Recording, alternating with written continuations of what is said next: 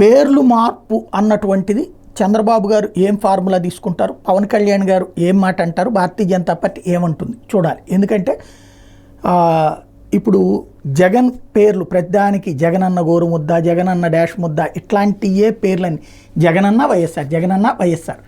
ఒకప్పుడు ఇందిరా రాజీవ్ తర్వాత ఇది చంద్రబాబు నాయుడికి సంబంధించిన కొన్ని పథకాలకు ఆ పేర్లు పెట్టారని విమర్శించి వెటకారం చేసినటువంటి వైఎస్ఆర్ కాంగ్రెస్ పార్టీ తాను అధికారంలోకి వచ్చాక ప్రతిదానికి జగన్ పేరు, రాజశేఖర రెడ్డి పేరు తప్పించి మరొక పేరు లేకుండా చేసింది.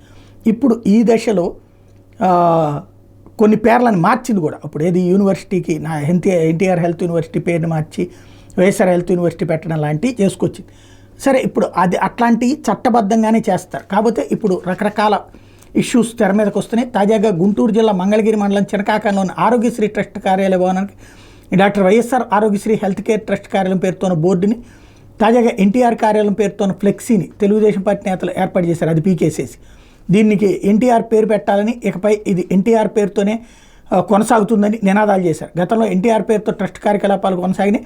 వైకాపా ప్రభుత్వం అధికారంలోకి వచ్చిన వెంటనే ఆరోగ్యశ్రీ ట్రస్ట్కు ఉన్నటువంటి ఎన్టీఆర్ పేరును తొలగించి వైఎస్ఆర్ పేరు పెట్టింది. ఇప్పుడు ఎన్డీఏ అధికారం చేపట్టబోతుంది. దీంతో ఆరోగ్యశ్రీ ట్రస్ట్ బోర్డు పైన వైఎస్ బొమ్మ అక్షరాలు తొలగించి ఎన్టీఆర్ వైద్య సేవ కేంద్ర కార్యాలయం పేరుతో తయారు చేసిన ఫ్లెక్సీని స్థానిక తెలుగుదేశం పార్టీ నేతలు మంగళవారం ఏర్పాటు చేశారు. కార్యక్రమంలో పార్టీ నేతలు తలుపునేని వెంకటాద్రి, పొదిలి వాసు, కనుపర్తి హనుమంతరావు పాల్గొన్నారు. మరి ఇది చంద్రబాబు గారు కూడా అదే అంటారా, లేదా తటస్థ పేర్లు ఏమైనా పెడతారా? ఎందుకంటే ఆరోగ్యశ్రీ అన్నటువంటి ఇష్యూ గతంలో రాజశేఖర రెడ్డి హయాంలో ప్రారంభమైంది. అయితే ఆ పేరే ఉంచాలని ఏం లేదు. తర్వాత ఎన్టీఆర్ అని పెట్టారు ఆరోగ్యశ్రీ.